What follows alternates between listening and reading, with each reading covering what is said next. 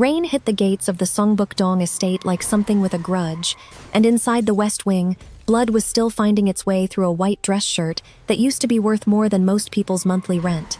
Jinwoo didn't make a sound. 3 bullets had missed him by inches that night. 1 had not missed at all, and it had opened a gash along his ribs that a lesser man would already be screaming about. He wasn't screaming. He was doing what he always did when the world tried to end him. He was watching, counting footsteps, cataloging who ran toward the danger and who ran from it. It had happened fast, the way these things always did. A car cutting off his motorcade 2 blocks from the estate. Glass spraying across the back seat like ice. His driver shouting something he couldn't fully hear over the ringing in his ears, and then his own bodyguards half carrying him through the gate, blood soaking through his shirt in a way that felt distant, almost academic, the way pain does when the body is too busy deciding whether to survive to bother reporting how much it hurts. Someone had wanted him dead tonight. Someone had gotten close enough to almost manage it. That fact alone meant there was a leak somewhere close, closer than he wanted to think about yet, and it would keep until morning.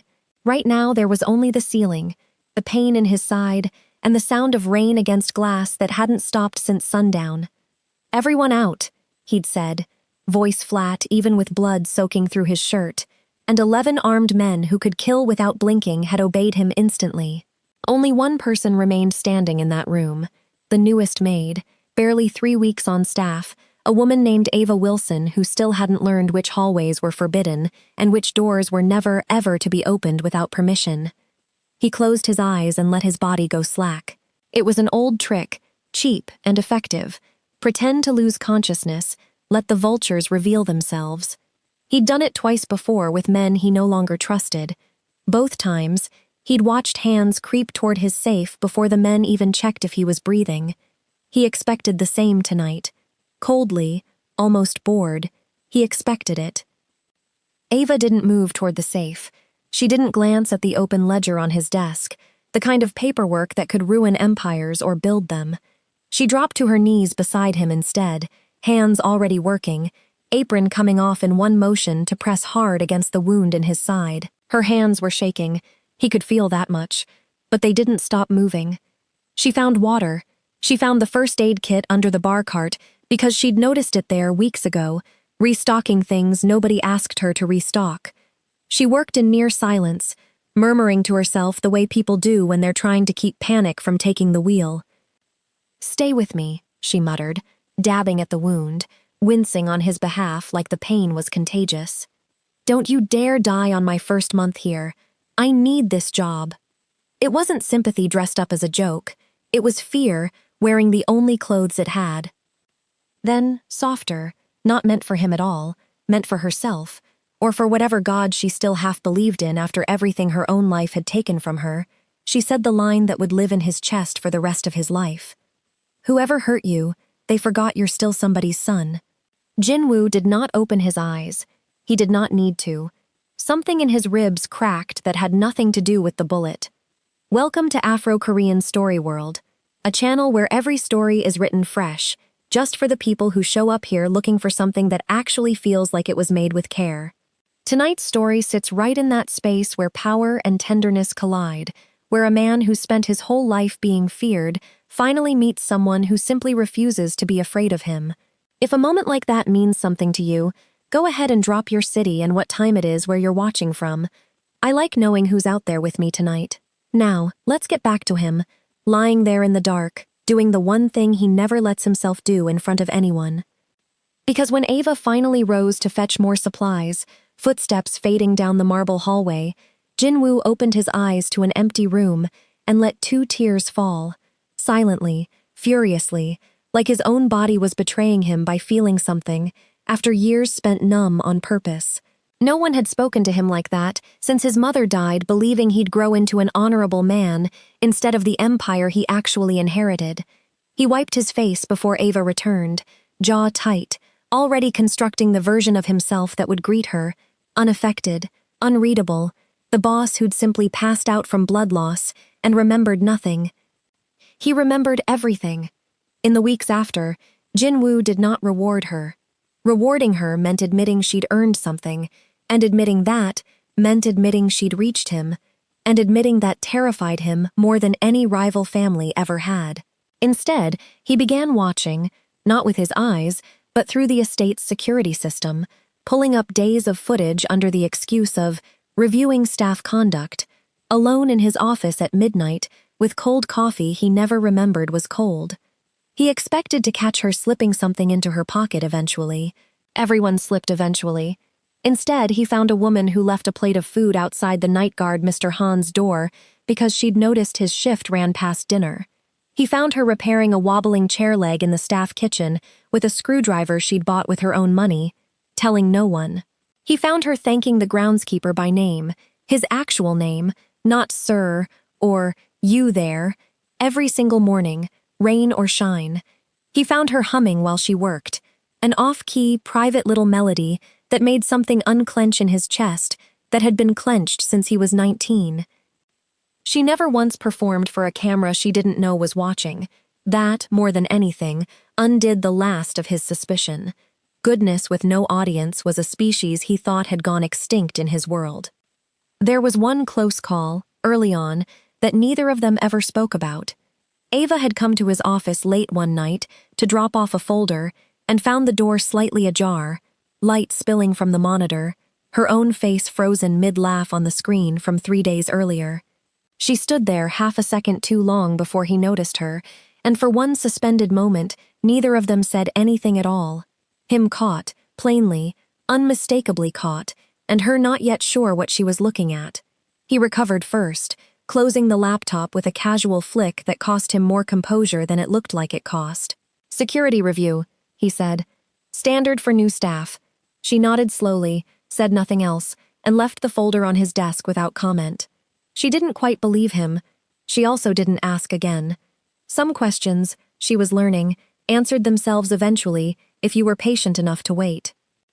He began finding reasons to keep her near: paperwork that needed organizing, meals that needed delivering personally, medication reminders that somehow only she seemed capable of enforcing. She scolded him, actually scolded him. This maid, this 26-year-old woman, with a nom de moon market coat 2 sizes too thin for the Seoul cold, looking a man who ran half the city's underground straight in the eye, and telling him, "You skipped lunch again. I can see it on your face. Sit down." He sat down. It became a pattern neither of them named out loud. She'd knock twice, never wait for an answer, and set a tray down like it was the most ordinary thing in the world to feed a man other people crossed streets to avoid. "3 cups of coffee today?" she asked once, glancing at the 4 mugs lined up on his windowsill, one half hidden behind a stack of files. "3, he said, not looking up. "Should I count the one you're hiding behind the ledger?" He looked down at it like it had betrayed him personally, then slid it into view without a word. "I'll make tea," she said, already turning for the door. "I didn't ask for tea." "I know."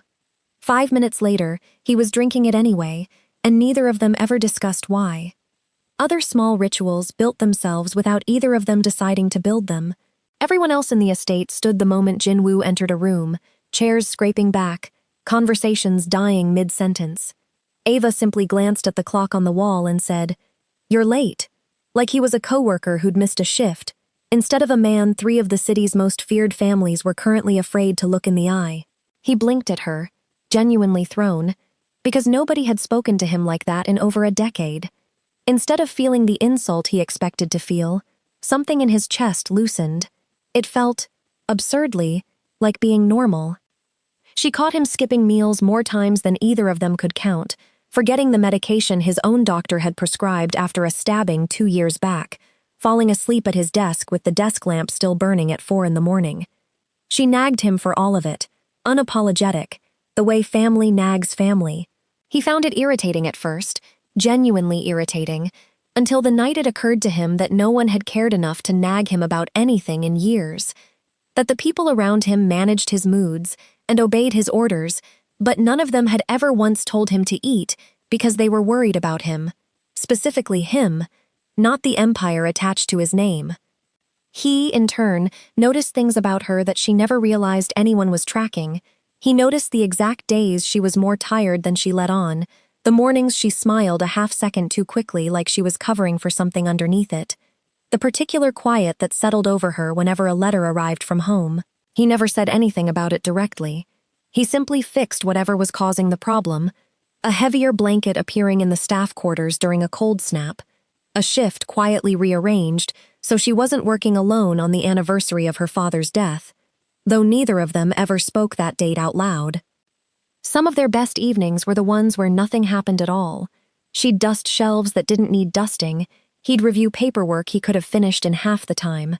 30 minutes could pass without either of them saying a word, and it never once felt awkward. It felt, if anything, like the only real rest either of them got all day. That kind of silence, he was slowly learning, was its own form of intimacy, rarer and harder to fake than any conversation. And there was a rhythm to how they balanced each other that neither one built on purpose.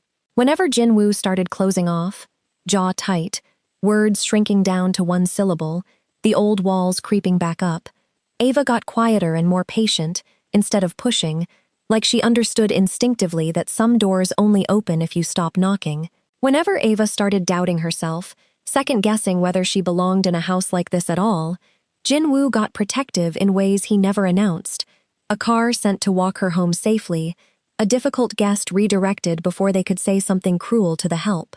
They were, without either of them naming it, covering each other's blind spots.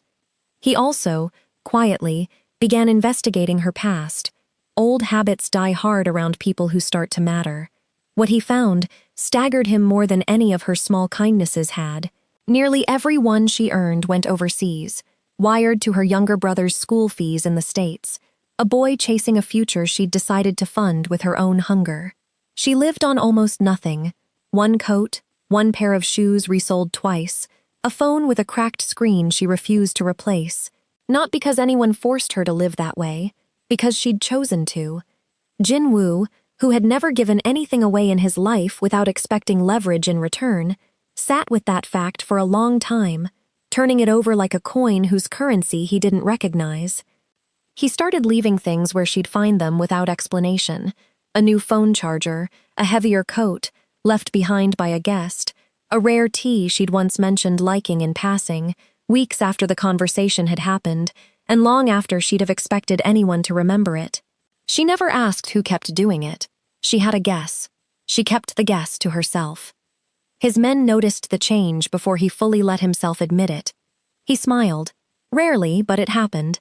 He slept a little longer. He stopped pouring a third glass of soju most nights. He was seen, once, standing at the kitchen doorway at 2 a.m., watching Ava hum tunelessly to herself while she reorganized a spice rack that didn't need reorganizing, and he didn't say a word, just stood there long enough that one of the night guards had to clear his throat to get his attention. His lieutenant noticed, too, a sharp, soft-spoken man named Tae-sung, who'd been at Jinwoo's side since they were teenagers, scraping together their first territory block by block, back when loyalty still meant something simple. Tae-sung watched the change with a face that gave nothing away, and a mind that was already calculating risk in the background, the way he calculated everything.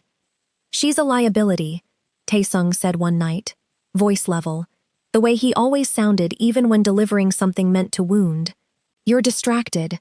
Men like us don't get distracted and live long lives. You know this better than anyone." "Noted," Jinwoo said, and didn't change a single thing.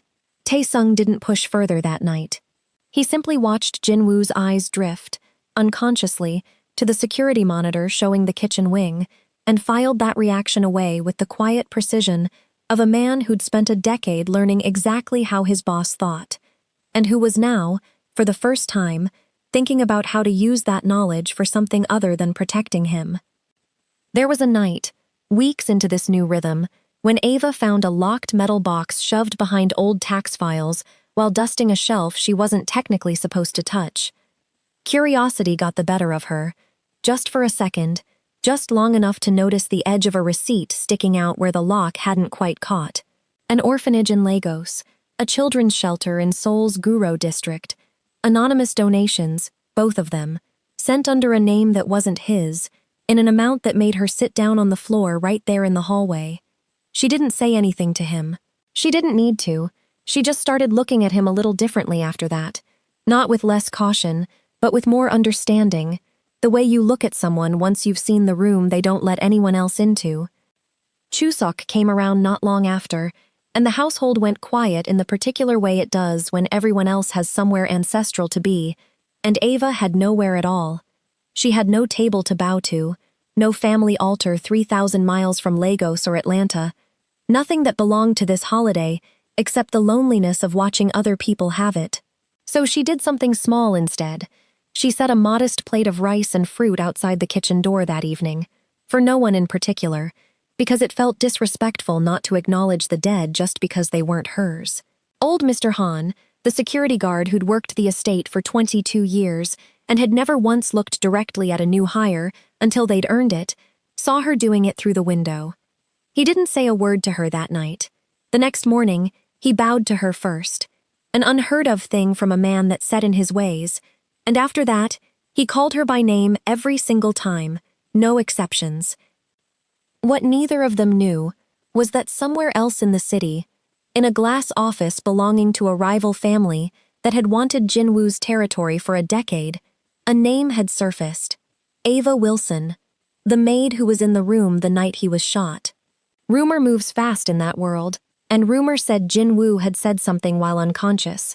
Something classified, something dangerous, something worth silencing a woman over. It didn't matter that the rumor was false. In that world, rumors got people killed just as efficiently as truth did. The head of that rival family, a cold, methodical man named Director Beck, who'd spent 20 years waiting for exactly this kind of opening, said only one thing when the name reached his desk. Find out what she knows. If it's nothing, she's useless to us. If it's something, she's the only leverage we've ever had on him. His people began quietly, patiently, the way spiders build webs instead of chasing prey. A photograph of Ava taken from across the street. A copy of her employment file pulled from a contact inside the labor office. A note about her weekly market route passed along like currency. Tae-sung, for his part, had begun his own investigation weeks earlier, though not for the reasons he told himself. He told himself it was loyalty, due diligence, the responsible thing for a lieutenant to do when his boss started acting like a stranger. The truth, buried somewhere he refused to look at directly, was closer to jealousy dressed up as concern. A decade of being the only person Jinwoo trusted, watching that position quietly slip to a woman who mopped floors and had no idea what she was worth to either side of this war. He started keeping his own file on Ava. Different from Jinwoo's. Colder. Looking for a weakness he could use rather than a person he could understand.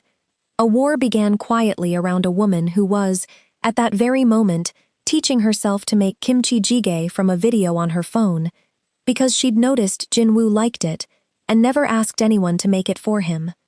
The first sign something was wrong came on an ordinary Tuesday, the kind of gray Seoul afternoon that never quite decides whether it wants to rain. Ava was walking home from the market, plastic bags cutting red lines into her fingers, the smell of grilled fish and exhaust fumes thick in the alley, when a black sedan eased up beside her and two men stepped out. Unhurried, almost courteous, in the specific way that genuinely dangerous people often are. Politeness, she'd learn, was scarier than shouting. "What did he tell you?" one of them asked. No greeting, no introduction. The night he passed out.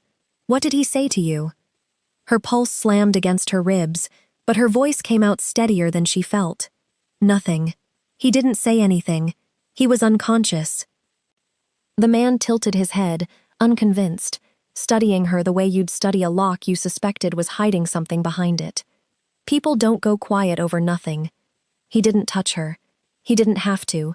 He let the silence do the threatening for him, then got back in the car, like he had all the time in the world to come back and ask again.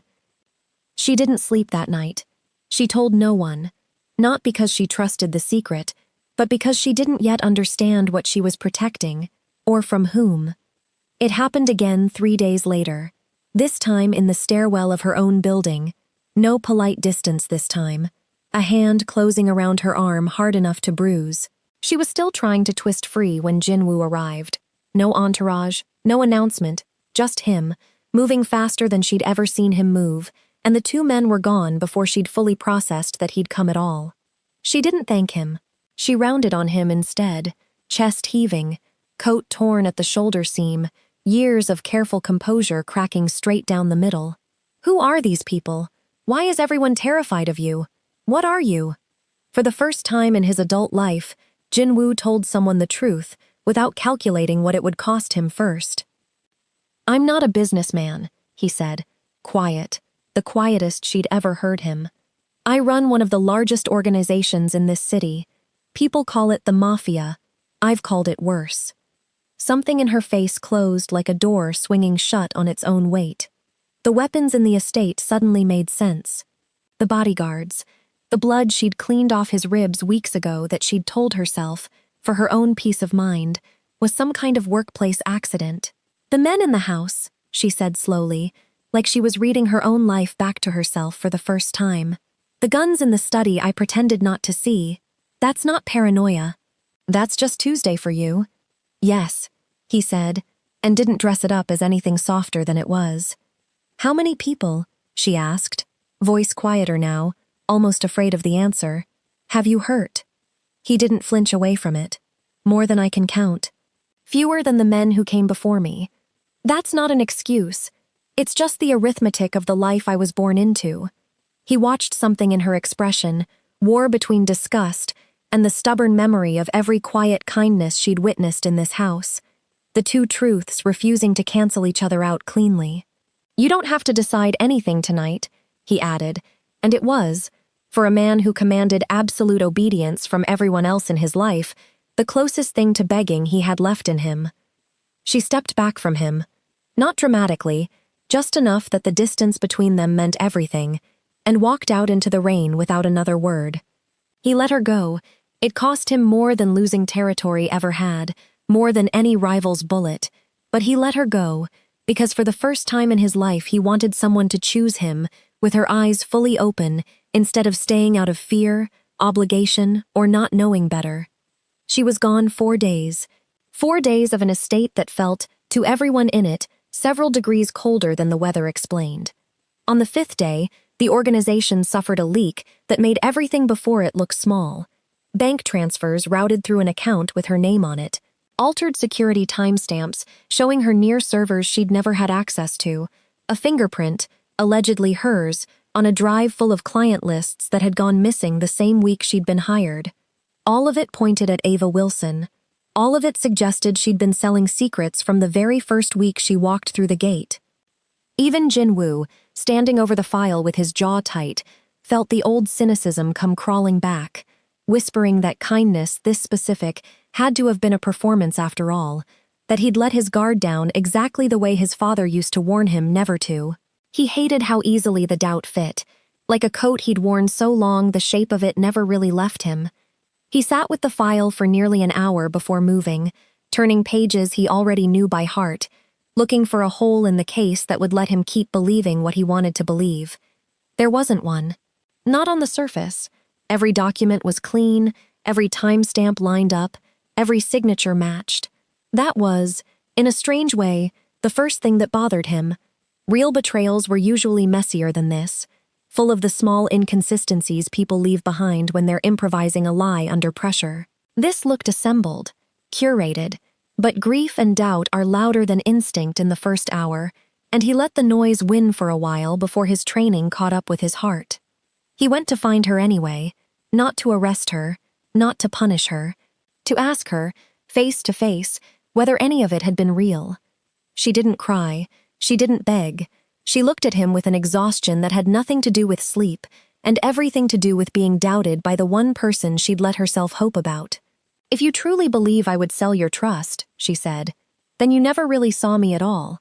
She turned and walked out, leaving him standing in a marble hallway with a folder of evidence in one hand and the wreckage of the one good thing in his life in the other. It was nearly midnight before he noticed it. He was alone in his office, forcing himself to watch the footage frame by frame out of some last stubborn refusal to let the story end there, when he caught it. One frame, half a second too clean, the color bleeding slightly wrong at the edge where someone had spliced in a replacement. He'd trained his eyes his whole life to catch exactly this kind of detail, He just hadn't wanted to look that hard at the man who'd handed him the file in the first place. Tae-sung, the lieutenant who'd warned him about Ava from the very beginning. The one man with server access going back a decade. The one person nobody in the entire organization had thought to suspect, precisely because he'd spent so long insisting someone else was the danger. The betrayal didn't taste like anger, it tasted like exhaustion, like realizing the wolf he'd been watching the door for had been sleeping in his own bed the whole time, wearing a face he'd trusted since they were 19 years old, splitting a single bowl of ramyeon between them, because neither could afford two. While he hunted for proof solid enough to move against a man he'd trusted for over a decade, he found something buried in an old classified file connected to the assassination attempt from years earlier. The very first attempt on his life, back when he was barely 20, and still learning exactly how heavy the crown his father left him actually was. Inside that file was a photograph, a man who'd thrown himself between Jin-woo and a bullet that night, dying instantly.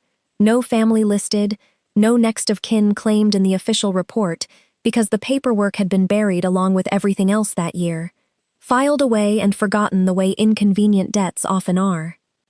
Standing beside that man, in an older, creased photo, a little girl, maybe 6 years old, gap-toothed, holding her father's hand outside a modest house, with Lagos traffic blurred in the background. Ava. Jin-woo sat with that photo for a long time, the office silent except for rain starting again against the glass. Her father had died protecting him before either of them ever knew the other existed. Fate hadn't thrown them together for romance. It had connected two grieving families through one unrepeatable act of sacrifice that had been quietly rewriting both their lives for over a decade without either of them knowing the debt was owed. Everything he'd inherited, the empire, the fear, the loneliness that Ava had somehow reached straight through, had been paid for, in part, by a stranger's life he'd never known to thank. He didn't get the chance to tell her right away. Tae-sung, cornered and out of options now that his own men had started asking questions he couldn't answer cleanly, made his final move before Jin-woo could act. He took Ava from the market stall, where she'd gone to buy ingredients for a soup she'd promised to make, bundled into a car before she could scream loud enough for anyone to hear. A phone left behind on wet pavement, still playing music no one would come back to turn off. Not to kill her outright, not yet, but to use her as the one piece of leverage he had left against a man who'd finally stopped being controllable by fear. She fought him the entire way, which surprised him more than it should have, clawing at the door handle, screaming his name into the empty street, before a hand clamped over her mouth, refusing to go still, even after they'd tied her wrists.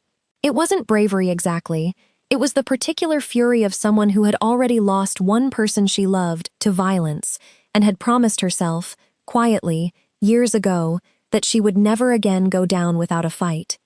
"You people don't get to just take things," she spat at him once they'd reached the warehouse, voice shaking but eyes dry. "You already took his piece. You don't get mine too." Tae-sung didn't answer her.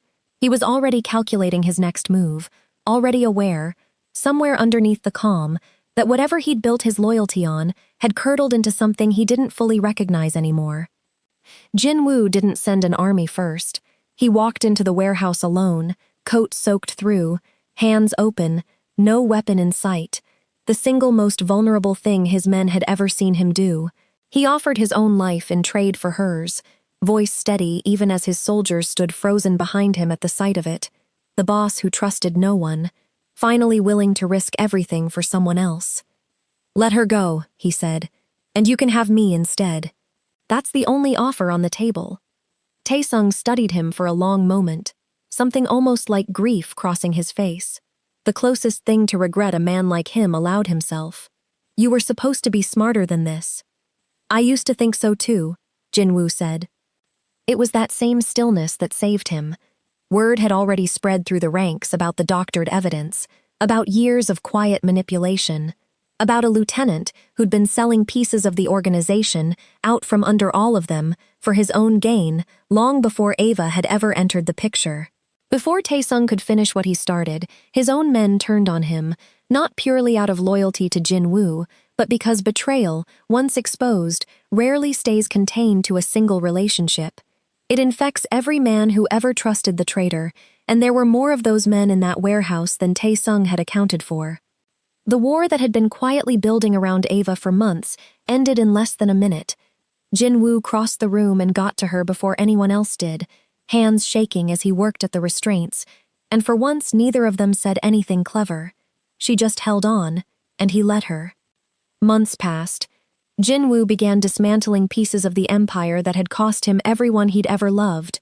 Not because Ava asked him to, she never once did, but because he no longer wanted fear to be the only inheritance he passed down to whatever came next in his life. It cost him men who'd built their entire lives on the organization's back, income streams that had run for 2 generations, an entire wing of the city's underground economy that other, hungrier families were already circling to claim. Some of his own people called it madness, a few called it weakness. He let them think whatever they needed to think. It cost him nothing he wasn't finally ready to lose, and for the first time in his adult life, he slept through an entire night without waking once to check the locks. Ava never once asked him to change any of it. That, more than anything, was what convinced her to stay. Not the money he no longer had as much of, not the safety he could no longer fully guarantee, but the plain fact that he was choosing a harder, smaller, more honest life without anyone holding a gun to his conscience to make him do it. One evening, during another storm that hit the city exactly the way the first one had, the two of them sat together in the same office where all of it began. The same desk, the same window streaked with rain, the same silence they'd learned didn't need filling. "Do you know what you stole that night?" Jin-woo asked, voice quiet in the way it only got when something mattered. Ava smiled, tired in the good way now, instead of the bracing for impact way. "I never stole anything." He reached over and took her hand. No speech, no declaration, just the fact of it. "You stole the loneliness I'd been carrying for years." She let out a breath that had been building in her chest for months, the kind of exhale that only happens when a body finally believes it's safe to put something down. Her brother had graduated that spring, a video call at 3 a.m. her time, both of them crying over a cracked phone screen, Jin-woo standing quietly in the doorway afterward with 2 cups of tea, because he'd learned, by then, exactly what to do when Ava needed a minute before she was ready to talk. She hadn't told her brother everything yet. She wasn't sure she ever would, not all of it. Some sacrifices, she'd decided, were meant to stay quiet gifts rather than stories told at dinner tables. But she'd told him she was happy, and for the first time in years, it hadn't been a performance for someone else's benefit. The story ended exactly where it began. A wounded man, a woman who wasn't afraid of him, rain against the same window. Except this time, neither of them was pretending to be asleep. I wrote this one thinking a lot about the difference between being protected and being controlled, and how easy it is to confuse the two when fear is the only love language you've ever been taught. Do you think Jin-woo would have found his way to that kind of honesty without Ava? Or did he need someone from completely outside his world to show him what safety actually looks like? And Ava, would you have stayed after learning the truth? Or walked the same way she did? Tell me where you land on that in the comments. I genuinely want to know. If stories like this one, the quiet, cross-cultural, slow burn kind, are your thing, go ahead and subscribe so you don't miss the next one. There's more where this came from.